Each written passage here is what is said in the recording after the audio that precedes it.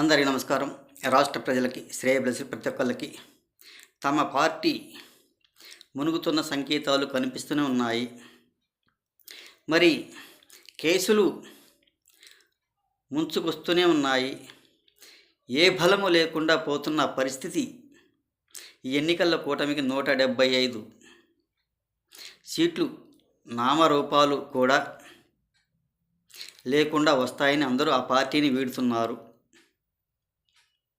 ఇక బలమంతా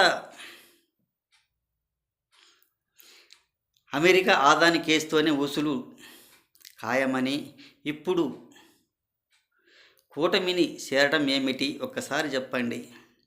ఇక మీ పార్టీ రాదని, అంతమవుతుందని, ఇక కూటమిలో చేరాలని మీరు ఊహించుకుంటూ కేసులు ముందుకు వస్తున్నాయని, ముంచుకొస్తున్నాయని, అదీను కూడా కాక కాకినాడ పోర్టు బియ్యానికి సంబంధించింది కూడా అది ముంచుకొస్తున్నాయి. ఎట్టి పరిస్థితులు ఏమీ అర్థం కాక మళ్ళీ కూటమి ప్రభుత్వం చేరటానికి పన్నాగాలు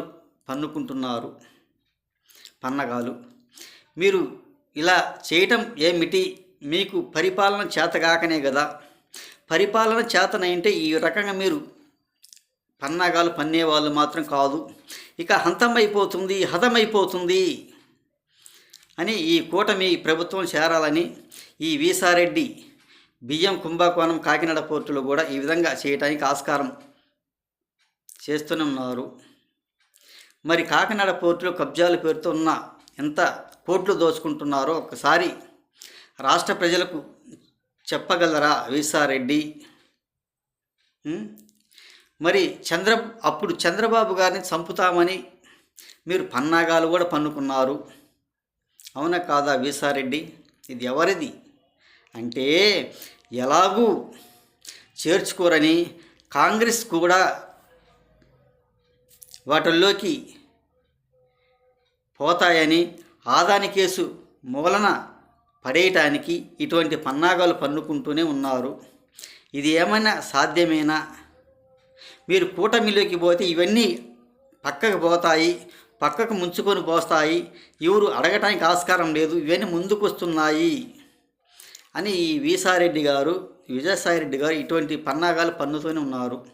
ఒకప్పుడు చంద్రబాబు గారిని కూడా చంపుతానని వాగ్దానం ఇచ్చిన ఈ వీసారెడ్డి ఇది ఎలా సాధ్యమవుతుందో, ఏ విధంగా సాధ్యమవుతుందో, ఈ పార్టీ అంతమవుతుందేమో, ఈ పార్టీ రాదని ఈ 11 మంది ఎమ్మెల్యేలు ఏం చేయలేకపోతున్నారు, అసెంబ్లీకి కూడా వెళ్ళలేకపోతున్నారు.